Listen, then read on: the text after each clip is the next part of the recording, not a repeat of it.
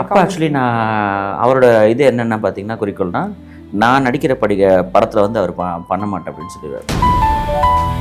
Periyar Maniammai Institute of Science and Technology, Tanjavur. PIARC ranked number 17 in India by IIRF. Summer வந்தாச்சு. What's your plan for this holiday? எங்க கிட்ட விட்டுருங்க, நாங்க பாத்துக்கிறோம். VGT Holidays.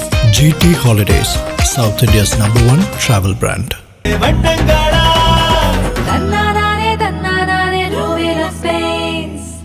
என்ன சொல்லுவாங்க, இந்த பரம்பரை தொழில்னு சொல்லுவாங்க அந்த மாதிரி. ஸோ இதில் தான் கண்டிப்பாக இருப்பேன். சரி, இப்போ சொல்லுங்கள், உங்களுக்கு சார் இந்த படம் ஃபுல்லாக போயிடுச்சு, இந்த ரோலில் அப்பா இருந்தால் எனக்கு ரொம்ப ஹாப்பியாக இருந்திருக்கும். மேபி அந்த ட்ரிங்க் நானும் டெல்லி கணேஷ் சாரும் ட்ரிங்க் பண்ணுற சீன் இருக்கு, பாரில் ட்ரிங்க் பண்ணிட்டு இருக்கோம்.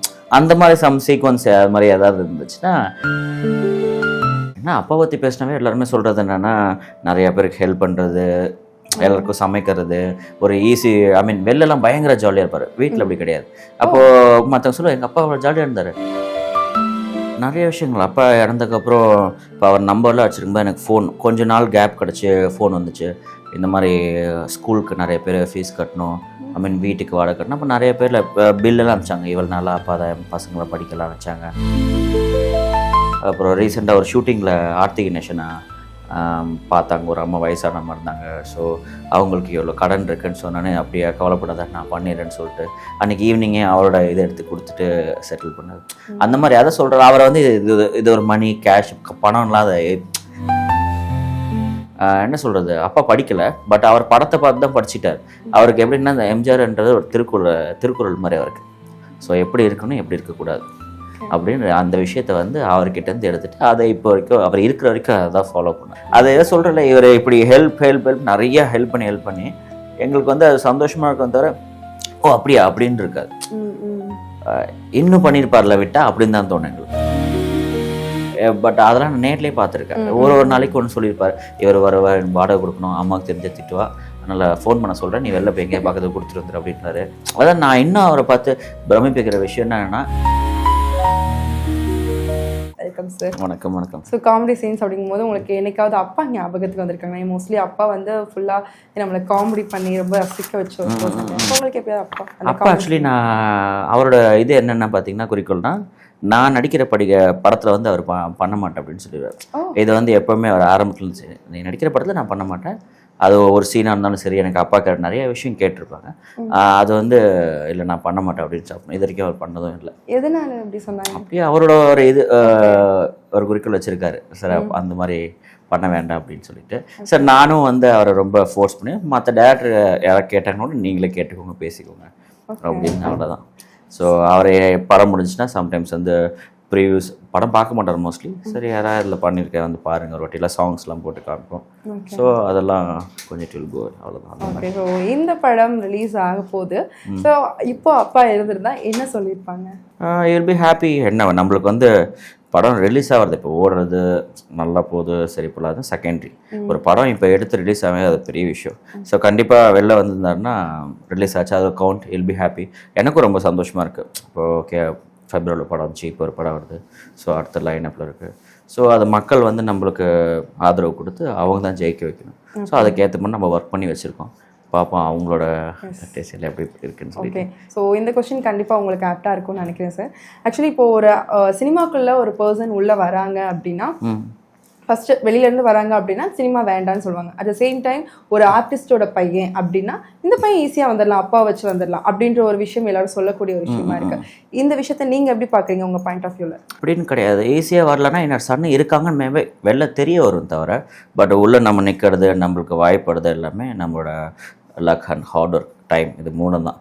ஈஸியாக மற்ற வெளிலேருந்து நிறைய பேர் கமெண்ட் சொல்லுவோம் உங்களுக்கு என்ன வந்து, அதெல்லாம் அப்படிலாம் ஈஸியாக நம்ம இருக்கோம், நம்ம எல்லாத்தையும் பார்க்குறோம், அந்த மாதிரிலாம் கிடையவே கிடையாது.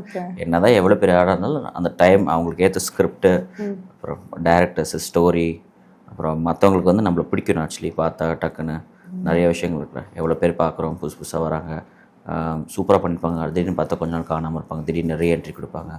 ஸோ இது வந்து நம்ம எதுவுமே வந்து கன்ஃபார்மாக இப்படின்னு சொல்ல முடியாது. ஸோ யார் வந்தாலும் அவங்கள வெல்கம் பண்ணாச்சு, மக்கள் தான் அதுக்கு ஆதரவு கொடுக்கணும். அதே மாதிரி நம்ம சினிஃபில் சப்போர்ட்டும் கண்டிப்பாக தேவை ஆக்சுவலி. ஸோ இந்த ஃபீல்டில் சர்வே பண்ணுறது எவ்வளோ கஷ்டம்னு நீங்கள் நினைக்கிறீங்க? கஷ்டம் இல்லை, இட்ஸ் மை பேஷன் ஆக்சுவலி, பிடிச்சி தான் இருக்கேன். இன்னும் எனக்கு ஒரு 10 years ஆனால் கூட I'll be here only. என்னன்னா வேற சப்போஸ் இருந்தால் கொஞ்ச நாளைக்கு வேற ஏதாவது வேற எதுக்கு போகலான்னா இந்த சினிமா ஃபீல்டுக்குள்ளே வேற டிபார்ட்மெண்ட்டில் இருப்போம். அவ்வளோ தவிர சினி ஃபீல்டு நம்மளுக்கு வேற இதுதான் நம்மளுக்கு எப்படின்னு என்ன சொல்லுவாங்க, இந்த பரம்பரை தொழில்னு சொல்லுவாங்களா அந்த மாதிரி. ஸோ இதில் தான் கண்டிப்பாக இருப்பேன். பட் என்னோட மெயின் பேஷன் வந்து பார்த்தீங்கன்னா ஆக்டிங். உங்களுக்கு எப்போல இருந்து இந்த ஆக்டிங் இன்ட்ரெஸ்ட் வந்து? இன்ட்ரெஸ்டினோட நான் சின்ன வயசு நிறைய நம்ம ஸ்கூல் காம்படிஷன் டான்ஸ், எனக்கு ஃபஸ்ட்டு டான்ஸ் தான் ஃபேவரட். அதுக்கப்புறம் அதில் சின்ன வயசுலேருந்து வாய்ப்பு வந்தது. ஸோ 2009-10 ஆரம்பித்தேன். இப்போ வரைக்கும் அதில் தான் இருக்கேன். I'm still running going on. வரதாவது ஒர்க் ப்ராஜெக்டில் பண்ணிட்டு சரி ஓகே நம்ம இன்னும் நல்லா எப்போ பூஸ்டப் ஆகிறோம் லைம் லைட்டில் வரோன்றது அதெல்லாம் கடவுள்கிட்டயோ இல்லை நம்ம பேரண்ட்ஸ் பிளஸிங் கிட்ட தான். Nice nice. ஸோ உங்களுக்கு அப்பா பரம்பரை அப்படின்னு சொல்லி சொன்னீங்க. அப்பா கிட்ட என்னைக்காவது கேட்டிருக்கீங்களா உங்களுக்கு ஏன் வந்து நடிக்க இன்ட்ரெஸ்ட் வந்தது அப்படின்னு நீங்கள் என்னைக்காவது கேட்டிருக்கீங்களா? அவருக்கு நடிக்க இன்ட்ரெஸ்ட் என்னன்னா அவர் சின்ன வயசுலேயே வந்து நிறைய மெமிக்ரிஸ்லாம் பண்ணுவார் அவங்க ஊரில் ஃப்ரெண்ட்ஸ் கூட இருக்கும்போது. ஸோ அவங்க ஃப்ரெண்ட்ஸ்லாம் வந்து அவரை மோட்டிவேட் பண்ணி why can't you go to இது மாதிரி சினிமா போகலாம்ல அங்கே ட்ரை பண்ண அப்படின்னே அவர் 11 இயர்ஸில் இங்கே வந்துட்டார். போயிட்டு திருப்பி வந்து 13 இயர்ஸில் வந்து ஸ்டார்டட் இஸ் கரியர். அப்போது ஸோ அதில் அப்படியே இருந்து கொஞ்சம் கொஞ்சம் எல்லாருக்கூடையும் பார்த்து இந்த மிமிக்ரி என்னென்ன அப்புறம் ஃபைட் எஃபெக்ட் அப்புறம் கேசட்டு.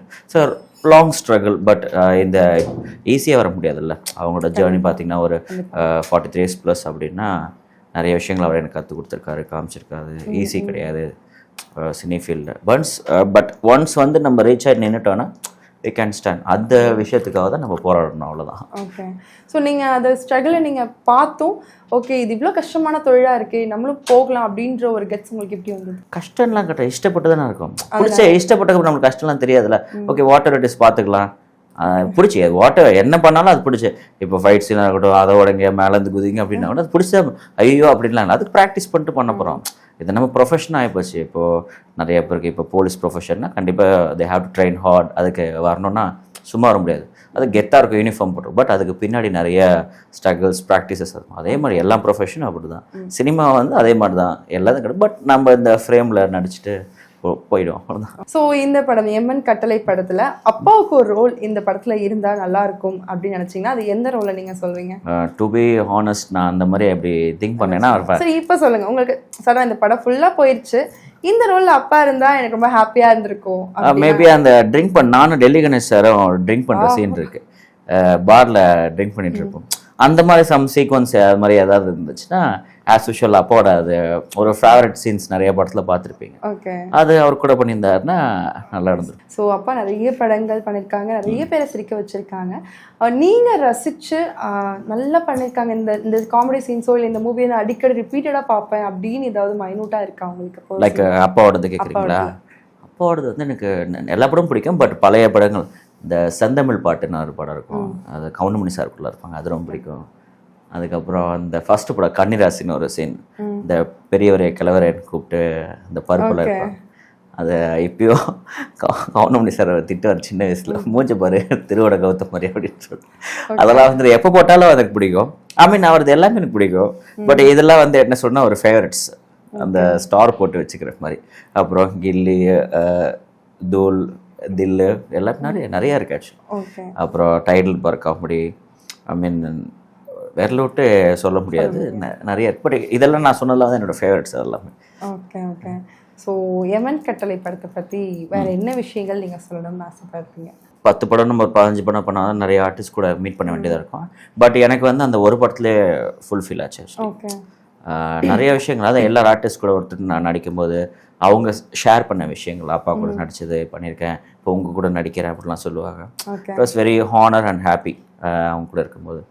அது மாதிரி எல்லா ஆர்டிஸ்ட்டுமே இப்போ டெல்லி கணேஷ் கூட நடிக்கும்போது அவரை பற்றி அவங்க என்ன ஷூட்டிங்கில் பண்ணுவாங்கன்னு சொன்ன விஷயங்கள். அப்புறம் வையாபுரி சார் என்ன படத்தில் கவுண்டமணி சார் அப்பா இல்லை, பட் இன்னும் 4 சாப்பிட்டு எல்லாருமே இருக்காங்க படத்தில். அப்புறம் ஷகிலா மேடம் கூட நடித்தது, அதெல்லாம் வந்து ஒரு நல்லா ஃபன்னாக போச்சு எல்லா ஷூட்டிங். ஸோ என்ன சொல்கிறேன், அதான் நான் சொன்னேன், நிறைய படங்களில் நடிக்க வேண்டிய இது வந்து எனக்கு ஒரே படத்தில் கிடச்சிது. ஆமாம். நீங்கள் எல்லாருக்கூடயும் ஒர்க் பண்ணியிருக்கீங்க, அப்பாவை பற்றி நிறைய விஷயங்கள் ஷேர் பண்ணாங்கன்னு சொன்னீங்க. இதில் உங்களுக்கு தெரியாத விஷயங்கள் எல்லாரும் சொல்லியிருப்பாங்க, அப்படி வியந்த ஒருத்தவங்க சொன்னாங்க அப்படின்னா அது என்ன விஷயம் ஏதாச்சும்? ஏன்னா அப்பா பற்றி பேசினாவே எல்லாருமே சொல்கிறது என்னென்னா நிறைய பேருக்கு ஹெல்ப் பண்ணுறது, எல்லாருக்கும் சமைக்கிறது, ஒரு ஈஸி. ஐ மீன் வெளிலலாம் பயங்கர ஜாலியாக இருப்பார், வீட்டில் அப்படி கிடையாது. அப்போது மற்றவங்க சொல்லுவோம் எங்கள் அப்பா அவ்வளோ ஜாலியாக இருந்தார், நானே அப்போல்லாம் வெளில போனால் அந்த இடத்துல அன்றைக்கி ஒரு ஃபங்க்ஷன் பார்ட்டி டான்ஸ் ஆடணும், எங்கள் அப்பா டான்ஸ் ஆடினாரா நீங்கள் சொல்லி தான் எனக்கு தெரியும்.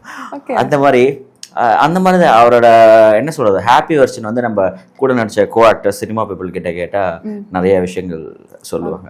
ஸோ அது நல்லாயிருக்கும். யூனிட்டில் எப்போ போர் அடித்தாலும் சமைக்கிறது, அப்புறம் நான் எந்த ஷூட்டிங் சமைப்பாங்களா? அவரோட ஃபேவரட், அவரோட ஐ மீன் ஹாபி. ரொம்ப அவருக்கு இந்த போரிங் அந்த மாதிரிலாம் கொஞ்சம் கேப் கிடச்சாவே அசிஸ்டன்ட்ஸ் யாராக இருந்தாங்கன்னா கூட யாராவது ஆர்டிஸ்ட் இருந்தால் இன்றைக்கி என்ன சமைக்கலாம், இல்லை அங்கே ஏதாவது அந்த ஒரு கிராமத்தில் வீடெலாம் இருந்துச்சுன்னா அங்கே ஏதாவது சாப்பாடு இது சிக்கன் எடுத்து அவங்களுக்கு சமைக்க சொல்லு, அப்புறம் மீன் இருந்தால் அந்த அம்மாவை குழம்புக்கு சொல்லி எல்லாரையும் ஏதாவது ஒர்க் சொல்லி ஒரு ஆக்குபைடாகவே இருப்பாங்க எப்போவுமே. மேபி எனக்கு அவரை பார்த்தா எனக்கு வந்து இருக்கும் இந்த குக்கிங் ஹேபிட்டு, ஒரு ஃபேவரட் அப்படின்னு மாதிரிலாம் பண்ணணும், இந்த போர் அடிக்கிறது அப்படின்லாம் இல்லாமல் சும்மா இருந்தால் கூட அதை எப்படி நம்ம யூட்டிலைஸ் பண்ணி என்ன பண்ணலாம்னு வந்து அப்பா கிட்ட தான் நான் கற்றுக்கிட்டீங்க. ஓகே.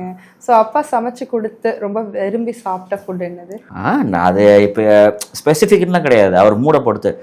திடீர்னு மட்டும் எனக்கு என்ன சமைக்கலாம் என்ன செய்யலாம் அப்படின்பாரு.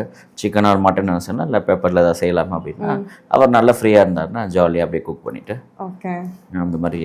ஓ நைஸ். ஸோ அப்பா நிறைய பேருக்கு ஹெல்ப் பண்ணியிருக்காங்க. ஸோ அந்த ஒரு விஷயமே அப்பா மறைஞ்சதுக்கு அப்புறம் தான் நமக்கு நிறைய விஷயம் தெரிய வந்தது வெளியில். உங்களுக்கு அப்படி ஏதாவது அப்பா இவ்வளோ பண்ணியிருக்காங்களா அப்படின்னு உங்களுக்கு தெரியாத விஷயம் அப்பா மறைஞ்சதுக்கு அப்புறம் என்ன விஷயம் தெரிய வந்தது? நிறைய விஷயங்கள். அப்பா இறந்ததுக்கப்புறம் இப்போ அவர் நம்பர்லாம் வச்சுருக்கும்போது எனக்கு ஃபோன் கொஞ்ச நாள் கேப் கிடச்சி ஃபோன் வந்துச்சு. இந்த மாதிரி ஸ்கூலுக்கு நிறைய பேர் ஃபீஸ் கட்டணும், ஐ மீன் வீட்டுக்கு வாடகை கட்டணும். அப்போ நிறைய பேரில் பில்லெல்லாம் அனுப்பிச்சாங்க. இவ்வளோ நாளாக அப்பா தான் என் பசங்களை படிக்கலாம் வச்சாங்க. அவருக்கு நாங்கள் அப்போ பே பண்ண பில்ஸு, இப்போ அடுத்தது ஸ்ட்ரகிளிங்காக இருக்குது. இவ்வளோ ஐ மீன் இப்போ சின்ன சின்ன அமௌண்ட்லாம் கிடையாது, அதெல்லாம் பெரிய பெரிய அமௌண்ட்டாக பார்க்கும்போது இவ்வளோ இதெல்லாம் வீட்டில் ஷேர் பண்ணிக்க மாட்டார். சொன்னால் அம்மா திட்டுவாங்க அந்த மாதிரி. ஸோ அதெல்லாம் பார்க்கும்போது எனக்கு அப்புறம் நிறைய பேருக்கு வீட்டு வாடகை, அப்புறம் இந்த ஹாஸ்பிட்டல்ஸ் போனது, அப்புறம் வண்டி வாங்கி தரேன்னு சொன்னார். அப்புறம் இப்பயும் முந்தானத்து கூட ஒரு மீட்டிங் நடக்கும்போது சொன்னார், அப்பா கிட்ட நான் வண்டி இல்லைன்னு சொன்னேன், எனக்கு வண்டி வாங்கி கொடுத்தாரு அப்படின்னாரு. ஏன்னா இந்த மாதிரி விஷயம்லாம் எனக்கு தெரியாது. அப்புறம் ரீசெண்டாக ஒரு ஷூட்டிங்கில் ஆர்த்தி கணேசனை பார்த்தாங்க, ஒரு அம்மா வயசானமாக இருந்தாங்க. ஸோ அவங்களுக்கு எவ்வளோ கடன் இருக்குன்னு சொன்னோன்னே அப்படியே கவலைப்படாத நான் பண்ணிடுறேன்னு சொல்லிட்டு அன்றைக்கி ஈவினிங்கே அவரோட இதை எடுத்து கொடுத்துட்டு செட்டில் பண்ணது. அந்த மாதிரி அதை சொல்கிறார். அவரை வந்து இது ஒரு மணி கேஷ் பணம்லாம் அதை உயிர் இருக்குல்ல நல்லா இருக்குமா எப்போனா சம்பாதிச்சிக்கலாம், இல்லாதவங்களுக்கு வந்து உதவி பண்ணலாம். அதுதான் வந்து அவருக்கு ஒரு ஹாப்பினஸ் ஆச்சு. ஸோ அவர்கிட்ட தான் நாங்கள் அதை கற்றுட்டோம். ஓகே நம்ம நல்லா லைம்லைட்டை வந்து நல்லா பெரிய நல்லா சம்பாதிச்சோம். அவர் இருந்த மாதிரி ஒரு 10% இருந்தாவே he will be happy. At least என் பசங்க அந்த மாதிரி இருக்காங்களே அப்படின்னு சொல்லிட்டு அந்த எண்ணம் வரணும் அவரை மாதிரின்னு சொல்லிட்டு நான் யோசிப்பேன். ஓகே. அப்படி யோசிச்சிருக்கீங்க, அது பண்ணிருக்கீங்களா? இப்போ நம்மளால முடிஞ்ச அளவுக்கு அப்பா மாதிரி கண்டிப்பாக பண்ண முடியாது. நம்மளால இப்போ என்ன முடியுமா சின்ன சின்ன உதவிகள் அவ்வளோதான்.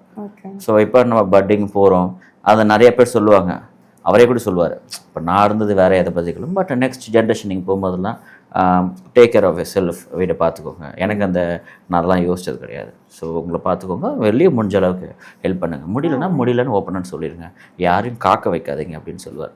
பண்ணுறேன் கொஞ்சம் வெயிட் பண்ணுங்கள் அப்படின்னு. என்னால் முடியல நீங்கள் ட்ரை பண்ணுங்கள், என்னால் முடியும் போது நானாக பண்ணுறேன் உங்களுக்கு அப்படி சொல்லுங்கள், பண்ணுறேன்னு யாரும் ஏமாத்தாதீங்க அப்படின்னு.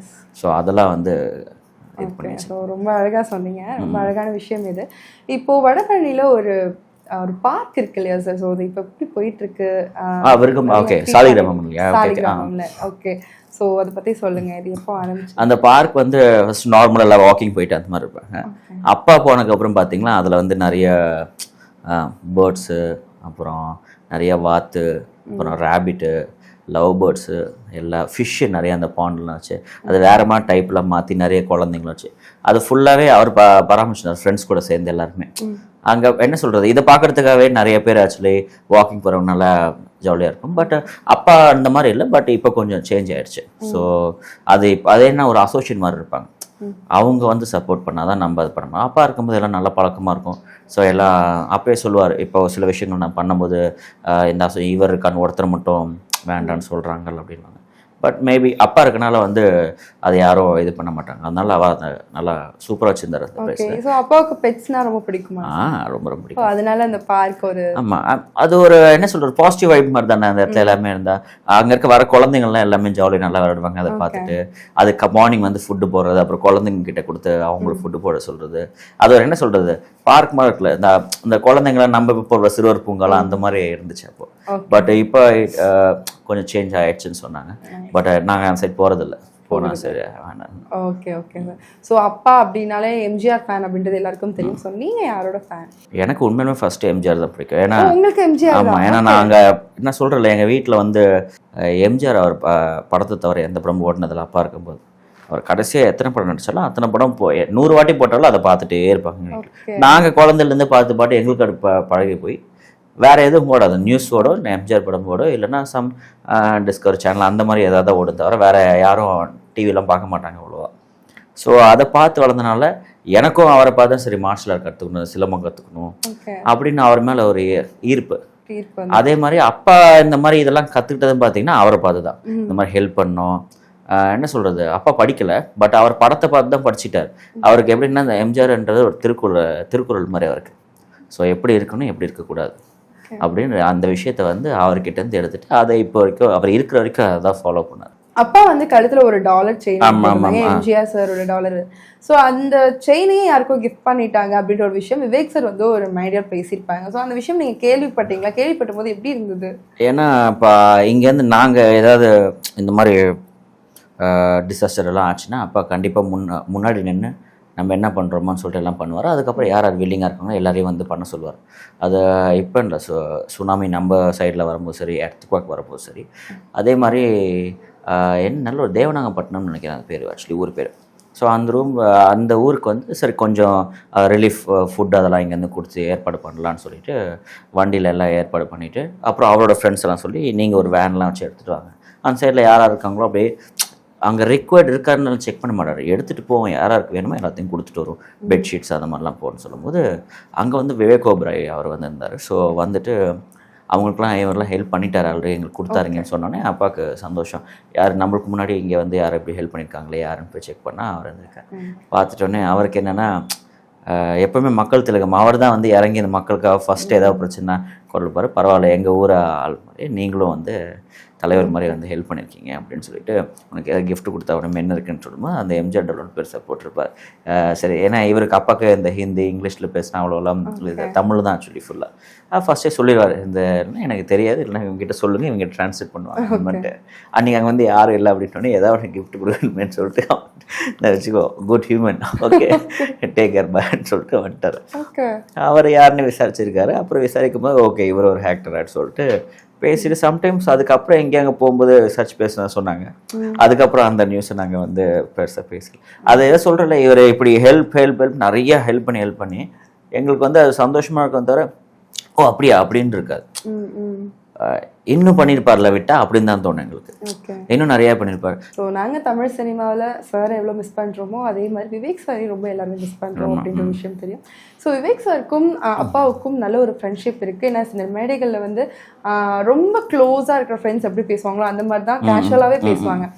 ஸோ உங்களுக்கு நீங்கள் விவேக் சார் கிட்ட பேசியிருக்கீங்களா? எப்படி இருக்கும் உங்கள் ஃப்ரெண்ட்ஷிப் நீங்கள் நேரில் பார்க்கும்போது எப்படி இருந்தது? அடிக்கடி பேசிட்டே தான் இருப்பார். தினைக்கும் எப்படி பார்த்தாலும் ஒரு 3 நாள் பேசுவார் ஃபோனில். இப்பயும் சரி சார் வந்து அந்த வீட் சைட் கிராஸ் பண்ணால் திடீர்னு வருவார் கவுத்துட்டு. யார் பார்த்துருக்கவங்கள கவுத்துறது இவ்வளோ நேரமா அப்படின்னு உள்ள வருவார். அப்புறம் மொட்டை மாடிக்கு போவாங்க வீட்டில், அப்பா சார் வீட்டுக்கு போவார், ஃபங்க்ஷன், ஒரு நல்ல ஒரு ஃபேமிலி பாண்ட் மாதிரி ஆக்சுவலி. ஸோ அடுத்தது என்ன ஒர்க்கு, அவர் பேசுகிறதே ஒரு டைமிங் நல்லா காமெடியாக தான் பேசுவார். வீட்டுக்கு வந்து ஏதாவது கார் இழுக்க, ஏன்பா இது உங்கள் கார் தானே, எதுக்கு பக்கத்து வீட்டுக்கார் மாதிரி அழுக்க வச்சுருக்கீங்க, துடைக்க வேண்டியதானே அப்படின்வாரு. இல்லைங்க இன்னைக்கு வரலன்னா நீங்கள் தொடங்க. அந்த மாதிரி ஒரு நல்ல விஷயங்கள், நம்ம விஷயத்த நம்ம தான் பார்த்துக்கணும் அப்படின்னு ஒரு நல்ல இதெல்லாம் ஒரு சின்னதாக சொன்னவ சொல்லி தந்துட்டு போவார். ஆக்சுவலி நம்ம விஷயத்த நம்ம இன்னொருத்தங்காகலாம் வெயிட் பண்ணக்கூடாது, அதை நம்ம செஞ்சுட்டா தான் வந்து பரவாயில்ல, இவங்களே செஞ்சுட்டாங்கன்னா நான் இதுக்கு முன்னாடி வந்து நம்ம இன்னும் நல்லா பண்ணணும்னு வேலை செய்கிறவங்க நினைப்பாங்க அப்படிலாம் வந்து சொல்லி கொடுப்பாங்க. So it was good. வந்துடுவாங்க எப்பயாவது, அங்கேருந்து ஃபுட்டு வரும், அப்பா அவருக்காக நான் இன்றைக்கி சாருக்கு குக் பண்ணுறேன் அப்படின்வாரு. ஸோ அது ரொம்ப we are missing him actually. அவர் அப்புறம் கேப்டன் மனோபுரா சார், ஏன்னா இவங்களாம் ஒரே ஏரியாவில் இவங்க பேசிக்க மாதிரிலாம் இருக்க மாட்டாங்க. எப்போவுமே இருக்கும்போதெல்லாம் நல்லா பேசிப்பாங்க. இப்போ மீட் பண்ணுவாங்க. அப்பாவுக்கு ஏதாவது ஒரு ஹெல்ப்பு முன்னாடி பண்ண முடியல அப்படின்னா கேப்டன் கிட்ட போய் சொல்லுவார், கேப்டன் பண்ணி தருவார். ஸோ நிறைய விஷயங்கள் இருக்குது சின்ன வயசுல. இவங்களெல்லாம் வந்து நம்மலாம் உயிரோடு இருக்கிற வரைக்கும் இவங்களெல்லாம் மறக்க முடியாது. அது ஒரு மெமரிஸாக வந்து நம்ம எப்போவுமே நம்ம லாஸ்ட் ஹார்ட் பீட், நம்ம லாஸ்ட் தாட் வரைக்கும் அது ஓடிட்டே இருக்கும். ஆமாம். ஸோ அப்போ உள்ள ஆர்டிஸ்ட் வந்து இப்போ வரைக்கும் நடிச்சுட்டே வந்திருக்காங்க. எனக்கு வந்து சொல்லியிருக்காங்களா சார், எனக்கு புதுசாக இருந்தது இந்த ஒரு அனுபவம், இந்த ஒரு ஆர்டிஸ்ட் கூட புதுமுகம் நடிகர் கூட நடித்தேன், நல்லா பண்ணாங்க, அந்த மாதிரி எந்த ஆக்டர் பற்றி பேசியிருக்காங்க? அட்டகத்தி தினேஷ் இருக்கார் இல்லையா, அவர் கூட ஒரு படம் பண்ணார், அண்ணனுக்கு ஜெயின் நினைக்கிறேன். ஸோ அவரை பண்ணும்போது அவரோட எல்லா ஆர்டிஸ்டும் எல்லாரை பற்றியும் பேசுவார். But how is he is actually ஒரு சீனுக்காக எப்படி மணக்கறாரு, ஒரு மரம் ஏறுற சீனில் வந்து ஒரிஜினலாக ஏறிட்டு அந்த மாதிரிலாம் அவர் பண்ணால் ரொம்ப பிடிக்கும் ஆக்சுவலி. அவரை அட்டக தினேஷ் அவரை வந்து அப்பாவுக்கு ரொம்ப பிடிக்கும். வந்து வீட்டில் வந்து எல்லார்கிட்டையும் ஷேர் பண்ணார். நிறைய பேர்கிட்ட ஃபோனில் சொன்னார் இது மாதிரி ஒரு அதே மாதிரி கதிர்னு நம்ம ஹீரோ இருக்கார் இல்லைங்களா படம் நம்ம பரியரும் பெருமாளில் பண்ணாருங்களே, அவர் கூட சிகைன்னு ஒரு படம் பண்ணார். ஸோ அவர் வந்து அதில் ஒரு புது கெட்டப்பை டிரான்ஸ்ஜெண்டர் கெட்டப்பை நடிச்சிருப்பார். அப்போ படம்போதில் இந்த பையன் கூட நடிச்சுப்பா நல்லா பண்ணாப்புல அப்படின்னு சொல்லிட்டு பார்த்து அந்த மாதிரி புது விஷயம் யார் நல்லா பண்ணாங்கன்னா ஷேர் பண்ணுவாங்க. அதே மாதிரி புது டைரக்டர்ஸ் ஆக்சுவலி ஒரு புதுசாக எடுக்கிறாங்க நல்லா பண்ணாங்கன்னா அது வந்து வீட்டில் ஷேர் பண்ணுறதை விட மற்ற ஆர்டிஸ்ட்டு கோ ஆர்டிஸ்ட்டு மற்ற டைரக்டர் கூட போனால் எப்படி எடுக்கிறாங்க. அப்புறம் ரீசெண்டாக கல்யாண் சார்னு ஒரு டைரக்டர் கூட படம் பண்ணியிருந்தார். அப்போ போகும்போது அவர் எவ்வளோ சீக்கிரம் முடிக்கிறாரு, அவரால் வந்து ப்ரொடியூசருக்கு என்ன பெனிஃபிட்ஸு, எவ்வளோ கேமராஸ் டக்குன்னு ஷாட் எடுக்கிறாங்க, அந்த மாதிரி ஒரு நல்ல விஷயம் யாராவது பண்ணாங்கன்னா அது நிறைய பேர்கிட்ட சொல்லி ப்ரைஸ் பண்ணுவார் ஆக்சுவலி. ஸோ அதெல்லாம் பார்த்துருக்கேன் நான். மற்றவங்க மாதிரி அப்படியே பார்த்துட்டு பண்ணிட்டு வந்துட்டோமே அப்படிலாம் இல்லை. ஒரு சில விஷயம் பிடிச்சிருந்துச்சுன்னா அதை நம்மக்கிட்ட வீட்டில் சொல்கிறதெல்லாம் செகண்டரி தான். இன்னொருத்தர் டெக்னீஷியன்ஸ்கிட்டயோ இல்லை ஆக்டர்ஸ்கிட்டயோ ஃபோன் பண்ணி இந்த மாதிரி போனால் பண்ணாங்க, அவங்க கேட்டாங்கன்னா கண்டிப்பாக பண்ணுங்க அப்படின்னு சொல்லி சொல்லுவார் அவங்கள. ஸோ கேப்டன் சார் பற்றி சொல்லுங்கள் சார். ஸோ கேப்டன் சாரோட மறைவுமே யாராலையுமே ஏற்றுக்க முடியாது. அவங்களும் மறைஞ்சதுக்கு அப்புறம் தான் அவங்க என்னென்ன உதவிகள் படைக்காங்கன்றது மக்களுக்கு தெரிய வந்தது. ஸோ அப்பாவுக்கும் கேப்டன் சாருக்கும் இடைப்பட்ட நட்பை பற்றி சொல்லுங்கள். நட்புன்றத செகண்ட், பட் கேப்டன் சார் அவர் ஆரம்பத்தில் இருக்கும்போதுலேருந்தே அவர் வந்து நிறைய பேருக்கு ஹெல்ப் ஃபுட்டு. இப்போ இங்கே வந்து மெயின் திங் பார்த்தீங்கன்னா ஃபுட்டு தான். எனக்கு அப்பா கிட்ட பிடிச்சது, கேப்டன் கிட்ட பிடிச்சது, இப்போது மக்கள் தலைவர். இவங்க என்னென்னா எல்லாரும் யாரும் பசின்னு இருக்கக்கூடாது, வந்தாங்கன்னா எல்லாரும் ஒரே மாதிரி சாப்பிட்ணும். அப்படிதான் இவங்களுக்கு தவிர யாரையும் வெவ்வேறு மாதிரி பார்க்கக்கூடாது. நான் எப்படி என்ன சாப்பிட்றேனோ கேப்டன்லாம் என் கடைசியில் என்ன டெக்னீஷியன் வரைக்கும் அதை தான் சாப்பிட்ணுன்னு சொல்லிட்டு அவரோட ப்ரொடக்ஷனில் ஃபுட் எப்போவுமே அவர்கிட்ட போய் யாராவது ஹெல்ப்னா அவர் தோரணை பேசுகிறது தான் வந்து நான் எப்பவுமே சொல்ல சிங்கம் ஆக்சுவலி சிங்கம் வந்து கர்ஜிக்கிற மாதிரி தானே இருக்கும், அது சாஃப்டெல்லாம் பேசல அந்த மாதிரி தான் கேப்டன் எங்களுக்குலாம். ஸோ அவர் வந்து அவர்கிட்ட கேட்டேன்னா பயப்படுவாங்க எப்படி கேட்குறது. ஆனால் அவர் கேட்டார்னா அவர் டைப் அது. ஆனால் அந்த ஒர்க் அங்கே முடிஞ்சு எவ்வளோ பேர் இருந்தாலும் அங்கே வந்து ஹெல்ப் பண்ணி யார் எப்போ வந்தாலும் வந்து சாப்பிட்டு போங்க. ஸோ அவங்ககிட்டேருந்து அவங்கக்கிட்டேருந்து கற்றுக்கலாம் ஆக்சுவலி. நம்ம இப்போ இருக்க ஜென்ரேஷன்லாம் வந்து இவங்களாம் இருந்தாங்களா இவங்கள மாதிரி இருக்கணும், அவங்கள மாதிரிலாம் சத்தியமாக நம்மளால் இருக்க முடியாது. அதுலேருந்து நான் சொல்கிறேன்ல ஒரு 10% ஆக்சுவலி ஒரு நல்ல எண்ணங்கள் நல்ல, ஏன்னா யாரையும் நம்ம வந்து ப்ளேம் பண்ண முடியும். இப்போ இருக்க ப்ரெசண்ட் ஜென்ரேஷனில் எல்லாருக்கும் கமிட்மெண்ட்ஸு ஒர்க்கு காலில் பண்ண ஆகிட்டோம். பட் அதில் ஏதாவது ஒன்று நம்ம வந்து பண உதவின்னு பண்ணணும்னு அவசியம் கிடையாது. முடிஞ்ச அளவுக்கு ஏதாவது டைம் கிடச்சா ஃபுட் வாங்கி தரலாம், இல்லை ஒருத்தவங்க கூட நம்ம பேசுறது. சில நிறைய பேர் சொல்லுவாங்க என்ன ஏன்டா இவங்கிட்ட பேசினா எப்போவுமே வந்து நெகட்டிவ் அப்படிலாம் இல்லாமல் யாரை பார்த்தாலும் நம்ம சிரித்து பேசுறது, ஒரு ஆறுதல், ஒரு பாசிட்டிவ் வெப்பாக இருந்தாவே அதுவே வந்து ஒரு ஹெல்ப் தான். ஸோ அப்பா வந்து இருக்கும்போது செய்த உதவிகள் யாருக்கும் தெரியாமல் போச்சு, இறந்ததுக்கு அப்புறம் தான் எல்லாரும் பேசுகிறாங்க, எனக்காவது ஃபீல் பண்ணியிருக்கீங்களா? அது மக்களுக்கு தான், சினிமாவில் எல்லாருக்குமே தெரியும். நான் இப்போ எத்தனை பேரை நாங்கள் வீட்டில் பார்த்துருப்போம். அப்போ ஃபோனில் சொல்லிட்டே இந்த டேட்டில் வந்து எனக்கு இது பண்ணுறேன்னு சொல்லியிருக்கா, அதை நோட் பண்ணி வச்சுக்கோ. ஏன்னா அவருக்கு இந்த எங்களுக்குலாம் எப்படின்னா இந்த அக்கௌண்ட் யூஸ் பண்ணுறது அந்த பழக்கம் அதெல்லாம் கிடையவே கிடையாது. வந்துச்சா போனோமா இல்லை போட்டோமா என்ன இந்த ஒர்க்கு கொடுக்கணுமா வேணா போய் பேங்க்ல எடுத்து. அவர் வந்து ஃபர்ஸ்ட்லாம் கார்டு கூட யூஸ் பண்ண மாட்டார், இந்த டெபிட் கார்டு கிரெடிட் அதெல்லாம் யூஸ் பண்ணாரு. வேணா போய் பேங்க்ல இன்னைக்கு எடுத்துக்கோ, வேணா போய் அது மற்றவங்க கொடுத்துரு, இல்லை அவன் கையில் கொடுத்துரு அப்படின்னுவாரு. இல்லை என்னோட அக்கௌண்ட்ல அப்படி நம்பரை சொல்லுவார், பையா இந்த மாதிரி ஒன்று வரும் இவங்களுக்கு வந்துச்சுன்னா எடுத்து இவங்ககிட்ட கொடுத்துரு அப்படின்றாரு. அந்த மாதிரி தான். பட் அதெல்லாம் நான் நேர்லேயே பார்த்துருக்கேன். ஒரு நாளைக்கு ஒன்று சொல்லியிருப்பார், இவர் வர வாடகை கொடுக்கணும், அம்மாவுக்கு தெரிஞ்ச திட்டுவா, அதனால் ஃபோன் பண்ண சொல்கிறேன், நீ வெளில போய் எங்கேயா பக்கத்தில் கொடுத்துட்டு வந்துரு அப்படின்றாரு. நிறைய விஷயங்கள் நடந்திருக்கு. பட் அதான் நான் இன்னும் அவரை பார்த்து பிரமிப்பிக்கிற விஷயம் என்னன்னா, அவர்கிட்ட இல்லைனாலும் எங்கேயாவது வந்து கரெக்ட் பண்ணி இந்த தேதியில் எனக்கு நான் கொடுக்குறேன்னு சொல்லியிருக்கேன்னு சொல்லிட்டு கொடுத்துருவார். அது அவங்ககிட்ட போயிட்டு என்கிட்ட இல்லை நான் இவங்ககிட்ட ஆடலாம் எதுவுமே காமிச்சிக்க மாட்டார். உனக்கு நான் இன்றைக்கி இந்த வாக்கு கொடுத்துடல, எனக்கு நடந்தணும், கவலைப்படாது, ஃபீஸ் வரும்னு சொன்னால் ஃபீஸ் வந்துடும், ஸ்கூலில் வந்து என்கிட்ட இருந்தால் எக்ஸ்ட்ரா வரும், என்கிட்ட இல்லையா நீ என்ன கேட்டால் அதான் கிடைக்கும், அந்த மாதிரி அந்த மாதிரி கேட்டேன். அதெல்லாம் ஸோ இந்த ஒரு விஷயம் சொல்லும் போது எனக்கு ஒரு விஷயம் ஞாபகம் வருது. இப்போ ரீசெண்டாக ஆர்ஜி பாலாஜி சார் வந்து ஒரு விஷயம் காரில் போயிட்டு இருக்கும்போது எல்லாருக்கும் 500 ரூபாய் 50,000 கொடுத்தாங்க அப்படின்னு சொல்லிட்டு. ஸோ இந்த விஷயம் நீங்கள் அதை எப்படி பார்த்தீங்க? எல்லாருக்கும் கொடுத்துட்டு அந்த சிரிப்பை பாருங்க அப்படின்னு சொல்லி சொன்னும் போது. ஆமாம், இல்லை நான் இதெல்லாம் வந்து அவர் கூட இருக்கும்போது பார்த்துருக்கேன். நிறைய மற்ற விஷயங்கள் பார்த்ததில்ல. இப்போ எங்கேயாவது வெளில போவோம், ட்ராவலில் போவோம், அப்படியே ஜாலியாக இருப்பார். போகும்போது யாராவது ஏதாவது இது எவ்வளோ அப்படின்னு கேட்பேன். கடையில் போவேன், யாராவது 500 ரூபான்னா சரி மொத்தமாக எவ்வளோ சரி இருந்தால் இதை என்கிட்ட கொடுத்துரு, இல்லை வேறு யாருக்காவது அந்த ரோட்டில் இல்லாமங்கன்னா அவங்ககிட்ட கொடுத்து அப்படின்னு சொல்லிட்டு போயிடுவார். அப்புறம் ரீசெண்டாக கூட இவர் நம்ம ஆர்த்தி கணேஷ் என்ன சொன்னார், ஆக்சுவலி எங்கேயாவது ஷூட்டிங் போயிருந்தாங்களாமா. ஸோ அவங்க வீட்டில் போய் எல்லாருக்கிட்டேயும் வந்து குக் பண்ணி சிக்கன் வாங்கி தந்தாரு, நீ சமைச்சு மீன் நீ சமைச்சு கொடுத்து, ரசம் நீ சமைச்சு கொடுத்துன்னு கொடுத்துட்டாரா. போயிட்டு ஒருத்தருக்கும் நம்ம நீங்கள் வச்சுக்க சமைச்சு கொடுத்தல நம்ம எல்லாரும் கொடுத்துட்டாரா. நம்ம யூனிட்லாம் கொஞ்சம் பேர் வர வச்சு சாப்பிட்றேன். ரசம் வச்ச அம்மாவுக்கு வந்து காசு கொடுத்தேன், நான் தம்பி மட்டும் தான் சமைச்சு கொடுத்தேன், எதுக்கு நீ காசுலாம் கொடுத்த பிறகு. அப்படியா, சரி ஓகே, உனக்கு எதாவது பிரச்சனை ஏதாவது இருக்கா? எனக்கு என்ன பிரச்சனை நல்லா இருக்குது, அந்த கடங்கனால ஒன்றுமே கிடையாதா? இல்லை நான் அந்த வீடே கடன் தான் இருக்குது, ஒரு 72,000 70,000 கொடுத்தா தான் இந்த கடன் முடியும், கொடுத்தா நான் நிம்மதியாக இருப்பேன், அது எனக்கு வரல, அதான் கஷ்டப்பட்டுருக்கேன். அப்படியா அப்படின்னு சொல்லிட்டு ஷூட்டிங் போயிட்டாராமா. போகும்போது அன்றைக்கி வர பேமெண்ட் என்ன பண்ணாரா, ப்ரொடக்ஷன் இன்றைக்கி என்ன பேமெண்ட், இது எவ்வளோ 20 ரூபா கம்மியாக இருக்குன்னு கூட ஒருத்தர் இருப்பார் செல்வம்னு சொல்லிட்டு, அவர்கிட்ட போயிட்டு அக்கௌண்ட்டில் போய் அந்த 20 ரூபா வந்து எடுத்துகிட்டு வந்துடு, நான் எந்த வந்தனே மாற்றி போட்டு விட்டுறேன்னு சொல்லிட்டு அந்த 70,000 அந்த அம்மாயிட்ட போய் கொடுத்துரு அப்படின்னு சொல்லிட்டு அண்ணன் கேட்டான். யூனிட்டில் கேட்டேன், தெரிஞ்சுதான் நானே ரசம் வச்சு கொடுத்துருப்பேன், 70,000 கிடச்சிருக்கு அப்படின்னு. அந்த மாதிரி போயிட்டு அந்த அம்மா கேட்டோன்னே அந்த அம்மாவுக்கு ரொம்ப சந்தோஷமா, என்னப்பா சொன்னேன் அவளை சொன்னார், அப்பா எவ்வளோ சந்தோஷமா இருக்கிறாங்க, நம்ம ஒன்று கேட்டு என்னென்னா இது அப்படிலாம் எதுவுமே சொல்லாமா உடனே பண்ணித்தரேன் அப்படின்னாங்கல்ல. ஸோ அந்த மாதிரி சந்தோஷத்தை பார்க்க, அந்த மாதிரி சந்தோஷப்படுத்தி பார்க்குறது அவர் ஆரம்பத்துலேருந்தே அப்படி தான்.